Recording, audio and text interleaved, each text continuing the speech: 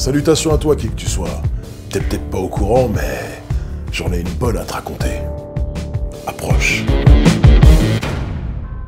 Quand les anciens parlent, il faut les écouter. Ce n'est pas parce qu'ils ont le visage plissé, moins de force dans la voix ou qu'ils marchent lentement, qu'ils ne savent pas ce qu'ils disent, ou que leurs yeux voient des choses qui n'existent pas. Les vieux, ils savent. Et ils savent en général à l'aune de tout ce qu'ils ont vécu.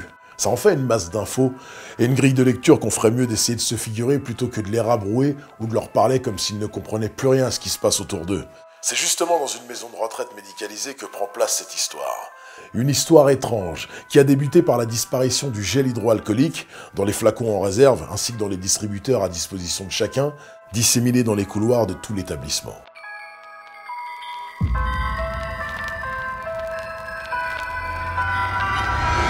On a d'abord remarqué que la consommation de gel augmentait sans raison apparente.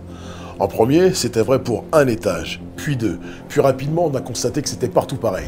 Même les stocks, dans des armoires a priori fermées à clé, fondaient comme neige au soleil. Passé la période d'étonnement, d'interrogation entre les membres du personnel, les chefs de service ont jugé l'information assez importante pour la faire remonter au DIRLO. Et oui, ils sont responsables de leur étage. À un moment, au niveau des commandes, ça va se voir, et on va leur demander des comptes. Le gel hydroalcoolique, c'est pas gratuit. Et la ligne de budget prévue pour ça va ressortir en rouge dans pas longtemps. Donc vaut mieux prendre les devants que de se faire saquer bêtement pour un truc comme ça. Personne n'a envie de servir de fusible. Surtout que monsieur le directeur, monsieur Bouclier, n'est pas un tendre. Son parcours a commencé dans la gestion de portefeuille en bourse et l'a amené là parce que la vie est ce qu'elle est. Il a toujours managé ses équipes du main de fer. Lui, c'est un rationnel. Il dirige cette maison de retraite, mais les sentiments, les familles, les vieux et leurs états d'âme, ça ne le concerne pas vraiment. Lui, il veut que son établissement tourne, que les sous rentrent, qu'il n'y ait pas de perte, et il ne veut pas de vagues, alors qu'il est le premier à passer outre certaines règles qu'il est censé appliquer au regard de la loi. Il sait qu'il est à la tête d'un lieu qui concerne un domaine sensible, et que ça peut vite dégénérer lorsqu'on joue avec le feu, mais c'est le paradoxe du gars qui veut tout, sans tout faire, pour obtenir tout ce qu'il veut. Aussi, quand Bouclier a appris pour cette histoire de gel hydro, dont la consommation a augmenté de manière déraisonnable, il a d'abord piqué une gueulante, comme d'hab, contre les chefs de service en leur disant qu'ils l'ont prévenu trop tard, etc. Évidemment, s'il l'avait fait plus tôt, il les aurait renvoyés vers leur rôle, en leur expliquant que s'ils tiennent à leur place, c'est à eux de gérer, bla bla bla. Avec ces mecs-là, il n'y a pas de solution. Mais comme on parle d'argent, le DIRLO prend ça au sérieux et intime l'ordre aux responsables de mettre en place une surveillance accrue, de jour comme de nuit, pour lui donner une réponse dans 3 jours sur la raison de ce merdier. Le problème, c'est que les chefs ont déjà sondé leurs infirmiers, leurs aides-soignants, leurs agents de service. Pareil pour l'homme à tout faire, pareil pour la standardiste. Alors ils sont quelque peu dépourvus. Là où ça tique, c'est que dans cette maison, le personnel est déjà au pas à cause du comportement du directeur. Et s'ils continuent de bosser là, c'est qu'ils ont résisté à cette pression permanente dans le travail. L'équipe est soudée. Soudée jusqu'à maintenant. Au bout des 3 jours fatidiques imposés par monsieur Bouclier, la seule information supplémentaire qu'on a réussi à obtenir est que le gel disparaissait plus la nuit. C'est pourtant surveillé 24 heures sur 24. Il y a des soignants en permanence. Alors comment cela peut-il échapper à leur surveillance? Il y a vraiment un truc qui cloche. Air Director, foudrage, ne veut rien entendre. Il est carrément odieux avec ses subordonnés, il les accuse nommément de voler cette marchandise, de voler ce gel, et de le revendre à d'autres maisons de retraite. Il a clairement pété un plomb. C'est comme ça que tout le personnel, chacun dans leur fonction, ont commencé à se soupçonner les uns les autres et à devenir suspicieux. C'en est fini de la cohésion dans le travail, de l'ambiance où on se serre les coudes, et les résidents le ressentent bien. D'ailleurs, les résidents, eux aussi ont commencé à devenir suspects. Même si la théorie du vol se justifie moins dans leur cas, eux qui restent dans l'enceinte du bâtiment toute l'année. Qu'auraient-ils fait de tout ce gel hydroalcoolique qu'ils ont de toute façon à disposition dès qu'ils le souhaitent? De plus, la nuit, on n'a pas constaté de mouvement de personnes âgées dans les couloirs ou ailleurs. Elles ne sont pas très rapides, souvent dépendantes, et on les aurait attrapées rapidement. C'est vraiment curieux tout ça. Cependant, un des pensionnaires, justement, Auguste Schmitt, 92 ans, un peu fatigué mais relativement bon pied bon oeil pour son âge, ne supporte plus de voir les rapports entre les soignants se dégrader, et il décide de monter au créneau. Il a des informations sur la disparition du gel.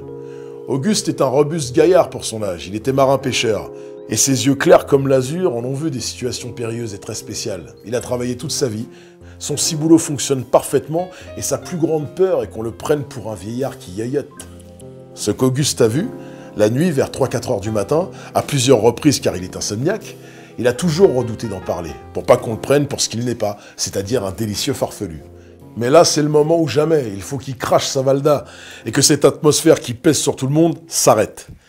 Il explique donc au personnel qu'il a vu une sorte de lutin jaune, jaunâtre en tout cas, filer dans les couloirs la nuit lorsqu'ils sont vides et trifouiller partout où il pouvait. Très discret, rapide, presque furtif, il connaît les lieux par cœur et sait ce qu'il fait. Il l'a observé sans faire un bruit, en faisant semblant d'être assoupi, mais il a bien vu ce qu'il a vu. Notre vieil homme explique qu'il trouve ça aussi étrange que ceux à qui il le raconte. Même s'ils le connaissent, ses interlocuteurs le regardent avec gêne et tristesse. Il pense qu'il perd la boule. Le médecin pense même à lui prescrire de nouveaux médicaments. Là-dessus, Auguste devient bougon. Il se renferme, il dit qu'il a eu tort d'en parler.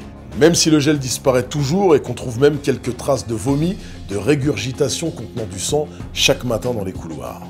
Les résidents sont examinés, surveillés de manière plus accrue, mais on ne leur trouve rien de spécial. Rien de nouveau en tout cas. Rien qui ferait remonter la piste jusqu'à l'un d'eux. Le temps avance, et sous la pression générale qui règne désormais avec ces vols supposés, ces traces incompréhensibles, plusieurs collaborateurs sont mutés, certains pensionnaires partent, tandis que d'autres vont rejoindre les cieux, évidemment. C'est le cas de notre Auguste.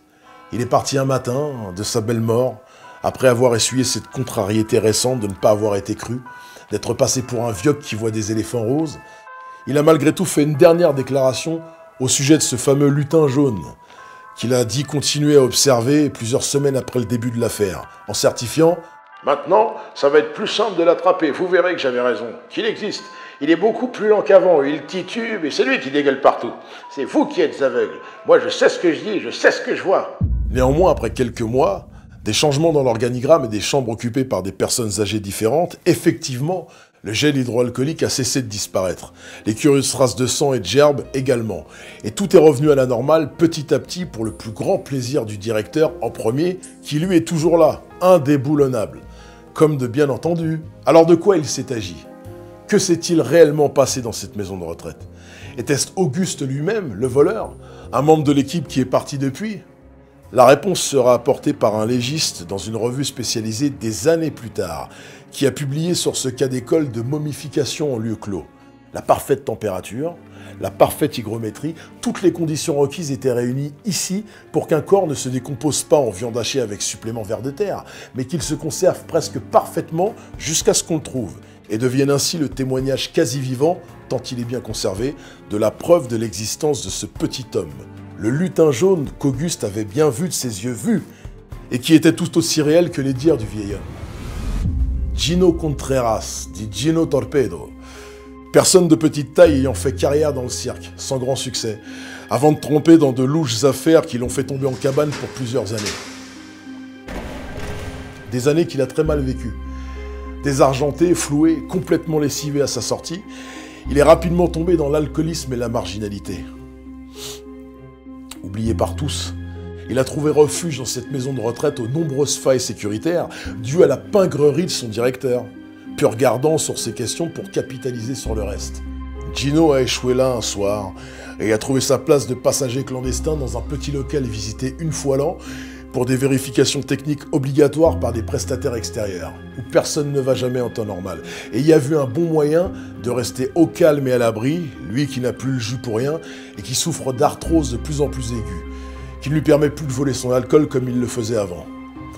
Toutes les nuits, il siphonnait les flacons et les distributeurs de gel hydroalcoolique pour se prendre une biture à l'œil et aller cuver le reste de la journée. Dose de gnôle médical, reste de bouffe ici et là, tout y était. Tout y était pour son confort. Inutile de préciser que le gel antibactérien pour les mains, ça fait son effet éthylique, mais ça passe moins bien que le saisondage écossais dans l'organisme. Et Gino a logiquement développé une grave cirrhose. Son foie prêt à éclater lui donnait ce teint jaune cireux, le faisait renvoyer du sang de plus en plus souvent, ce qui correspond tout à fait à la description de notre lutin jaune, qui laissait aussi des traces de vomi derrière lui. Il est mort un jour, dans son petit local, caché aux yeux du monde, et sera retrouvé en petite momie l'année suivante. Auguste avait raison, mais il ne le saura jamais. Mais nous aussi. Yeux anciens mais regard clair. Bien vu, papy.